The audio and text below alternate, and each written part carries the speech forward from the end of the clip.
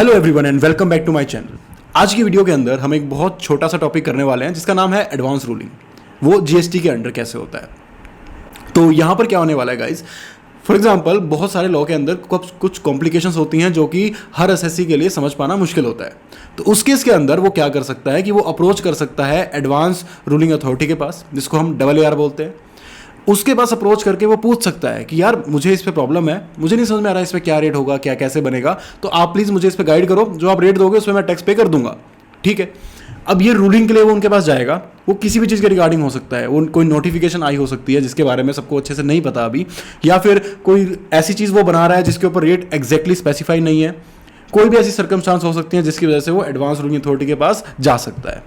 अब क्या होने वाला है, वो सबसे पहले जाएगा, अपनी एप्लीकेशन देगा, साथ में देगा 5,000 रुपये, फ्री में नहीं करने वाले वो एडवांस रूलिंग। ओके। अब उस एडवांस रूलिंग अथॉरिटी के पास वो एप्लीकेशन पहुंच गई है विद रोकड़ा। अब क्या होगा, वो आगे एक कंसर्न ऑफिसर के पास भेज देंगे अपना काम कराने के लिए कि ठीक है भाई अब तू देख, क्योंकि क्या है कि एडवांस रूलिंग अथॉरिटी क्या है, जुरिडिक्शन में बैठे हैं एक ऑफिस खोल के। ठीक है। अब जरूरी नहीं है कि ग्राउंड लेवल पर उनको सब कुछ पता हो, तो उसके लिए उनके पास कंसर्न ऑफिसर्स हैं। ठीक है। ये चीज़ यहाँ से एक चीज़ श्योर होती है, एक ऑब्वियस सी बात यह है कि आप एडवांस रूलिंग अपने ही जुरिस्डिक्शन के अंदर करवा सकते हैं, जिसमें आप टैक्सेबल सप्लाई, जिसमें आपका रजिस्टर्ड है, आप अपनी सप्लाई जहां से कर रहे हैं वहां आप उसी एरिया के अंदर जो भी जुरिस्डिक्शन में AAR फॉल करता है वहां आप एडवांस रूलिंग करवा सकते हैं। तो यहां पर क्या होगा, आपने 5,000 की एप्लीकेशन लेके उनके पास पहुंच गए। अब वो अपने बंदे को पकड़ेंगे कि चल यार बता इस पर क्या करना चाहिए, उससे इन्फॉर्मेशन लेंगे, सारा डाटा लेंगे, और उसके बाद वो डिसाइड करेंगे कि ठीक है एडवांस रूलिंग की हमें एप्लीकेशन एक्सेप्ट करनी है कि रिजेक्ट करनी है। रिजेक्ट कर देंगे रीज़न देके, एक्सेप्ट कर लेंगे सारी पार्टीज को सुनने के बाद कि भाई एप्लीकेंट क्या कहता है, कंसर्न ऑफिसर क्या कहता है, जुरिस्डिक्शनल ऑफिसर क्या कहता है, और मुझे क्या लगता है। इन सब चीज़ों को देखते हुए AAR अपना ऑर्डर सुना देगा, विद इन 90 डेज रूलिंग दे देगा उस चीज़ के अंदर। अब क्या होने वाला है, जब रूलिंग दे देगा तो उसके बाद उसकी जो साइंड कॉपी होगी वो मेंबर्स के पास जाएगी, and certified in the prescribe manner shall be sent to the applicant, concerned officer and jurisdictional officer. ये सब लोग हैं जो इसके पार्टीज हैं। ठीक है। कंसर्न्ड ऑफिसर है जो डिसाइड करने वाला है, जो सारा डेटा ला के देगा, रिकॉर्ड्स देगा। AAR तो उसके ऊपर थप्पा लगाएंगे बस कि ठीक है तूने जो कहा हमें सही लगा, चलो रूलिंग कर देते हैं। जुडिशनल ऑफिसर हो गया हमारा, एप्लीकेंट खुद हो गया, तो ये सब पार्टीज हैं इसके अंदर जो इसके स्टेक होल्डर्स हैं। उसके बाद एक पॉइंट ये देखेंगे कि अगर ऐसा होता है कि फॉर एग्जांपल यहाँ पर एडवांस रूलिंग अथॉरिटी के अंदर 2-3 लोग बैठे हैं। ठीक है। उन्होंने आपस में डिस्कस किया कि भाई वो एक फाइनल डिसीजन पे नहीं आ पा रहे, एक बोल रहा है 12, एक बोल रहा है 14%। ठीक है। वो नहीं मान पा रहे, तो वो क्या करेंगे, एक और वो AAR जो कि है एपेलेट अथॉरिटी। अब हर लॉ के अंदर हमने देखा है कि एपेलेट अथॉरिटी जो होती है वो इनसे एक लेवल ऊपर होती है। तो अगर वो दो लोग भी आपस में AAR भी डिसाइड नहीं कर पा रहे तो उनसे बड़े AAR के पास जाएंगे, वो भी डिसाइड नहीं कर पाया, तो सिंपल सी बात है कोई रूलिंग नहीं होने वाली इस चीज के ऊपर। ठीक है। आपने खुद भी डिस्कस कर लिया, अपने घर में भी इन्होंने डिस्कस कर लिया, बाहर जाके भी पूछ लिया, समझदार इंसान से पूछ लिया, उसको भी नहीं पता, तो भाई छोड़ो यार, अब कुछ नहीं हो सकता इस चीज का, एप्लीकेशन को रद्द करो, खत्म। अब यहां पर देखते हैं हम नेक्स्ट पॉइंट कि अगर आपने कोई ऑर्डर आ गया, अब गाइज फॉर एग्जांपल एप्लीकेंट को कुछ लगता था, उसने एप्लीकेशन दी और वो ऑर्डर दे दिया गया, रूलिंग निकाल दी, लेकिन उस ऑर्डर से प्रॉब्लम है या तो कंसर्न ऑफिसर को या जुडिशनल ऑफिसर को या खुद एप्लीकेंट को भी, तो उस केस के अंदर आप अपील भी कर सकते हैं। तो यहां पर यही दिया गया है, अपील कौन कर सकता है, या तो एप्लीकेंट। अब यहां पे देखो एक चीज बड़ी अलग देखेगी, अलग तो क्या, लॉ में हमेशा यही हुआ है कि अपने लोगों से वो पैसा नहीं लेते, हमसे जरूर लेंगे। तो एप्लीकेंट से बोल दिया कि भाई अगर तुझे दिक्कत है तो 10,000 रुपये लेके आ, मतलब इनिशियल एप्लीकेशन में 5,000 रुपये मांग लिए और अब वो बोल रहे हैं 10,000 रुपये लेके आ, अब तो डबल लेंगे हम तेरे से, हमने जो दिया उसके तेरे को दिक्कत है, ठीक है अब डबल दे। लेकिन जो कंसर्न्ड ऑफिसर्स हैं या जो जुडिशनल ऑफिसर है, उसको अगर कोई प्रॉब्लम हुई, उसको अगर एप्लीकेशन दोबारा डालनी पड़ी, तो उस केस के अंदर क्या बोल दिया कि भाई ठीक है तेरे से कोई फीस नहीं लेने वाले, तो अपना घर का बच्चा है यार, तेरे से क्या फीस लेंगे हम। ठीक है। अब ये काम कब तक हो सकता है, ये हो सकता है 30 डेज के अंदर, प्लस 30 डेज और दे दिए जाएंगे अगर रीजनेबल रीजन लगा उनको तो। ठीक है।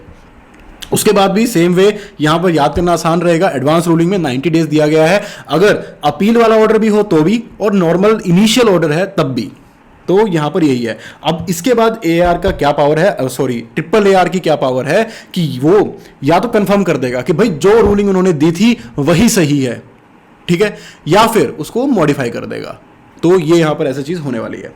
इसके बाद देखा जाएगा कि अगर ट्रिपल ए आर डिफर करता है किसी भी पॉइंट पे अपील के अंदर, तो वो मान लिया जाएगा कि जो पहले जो रूलिंग की गई थी वो हुई ही नहीं थी, वो एडवांस रूलिंग कुछ हुई ही नहीं थी, वो एकदम बंद हो जाएगी, रद्द हो जाएगी, और आगे जो वो चीज़ एपलेट अथॉरिटी जो रूल देने वाली है वो वहां पर प्रिवेल करेगा। ठीक है, नेक्स्ट पॉइंट आता है, a copy of the advance ruling pronounced by the appellate authority shall be signed by the members, जितने ही मेंबर्स हैं यहाँ पर, certified in the prescribe manner and communicated to the, यही सेम मैनर में जैसे advance ruling पहले वाली हुई थी, वो सेम मैनर में सारे मेंबर्स, अब ये मेंबर्स कौन थे, जो भी एपलेट अथॉरिटी के अंदर या फिर जो एडवांस रूलिंग अथॉरिटी के अंदर मेंबर्स हैं, वो सब मिल के जिन्होंने डिसाइड किया है वो लोग साइन करेंगे उसके ऊपर, उसको सर्टिफाई करेंगे, और फिर एप्लीकेंट को, कंसर्न ऑफिसर को और जुडिशनल ऑफिसर को वो चीज़ दे देंगे। बहुत ही सिंपल चीज़ें हैं, बिल्कुल प्रोसीजर की बातें हैं गाइस, कुछ नहीं है इसके अंदर। हाँ, बस ये है कि छोटी सी वीडियो में आप इसको देखो और एग्जाम में एज इट इज उसके चले जाओ, आप as it is question solve कर पाओगे, कोई दिक्कत आपको नहीं आने वाली। तो उसके बाद हम देखेंगे रेक्टिफिकेशन। तो उसके बाद हम देखेंगे रेक्टिफिकेशन ऑफ मिस्टेक्स। अब यार बाद में अगर उनको लगा, जो भी डबल ए आर है या ट्रिपल ए आर है, कि यार हमने जो दे दिया उसको, यार वो तो गलत दे दिया, वापस लेके आओ, उससे कम रेट दे दिया उसको, हमने ज़्यादा रेट लेना चाहिए था, तो वो रेक्टिफाई करना चाहें तो अपने रूलिंग को कर सकते हैं। अब इसमें दो चीज़ें आएंगी।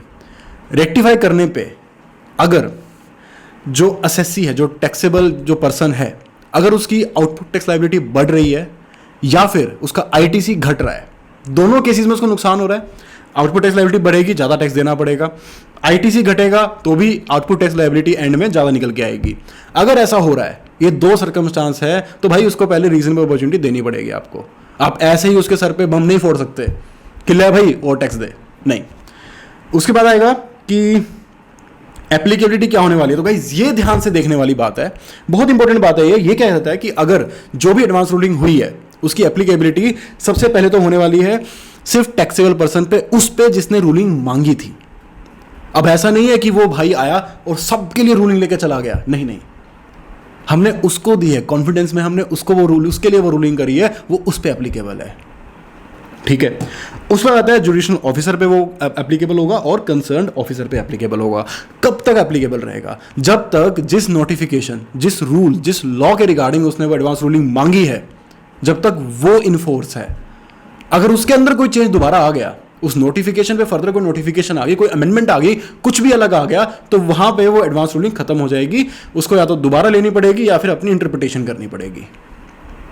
तो गाइस यही है एडवांस रूलिंग का टॉपिक, बहुत ही छोटा टॉपिक है, सिर्फ एक बार वीडियो देखनी है आपको, एग्जाम में जाना है, आराम से आप इसका क्वेश्चन सॉल्व कर लोगे, कुछ भी इसमें कॉम्प्लिकेटेड नहीं है। आई होप गाइस आपको ये वीडियो अच्छी लगी है, अगर अच्छी लगी है तो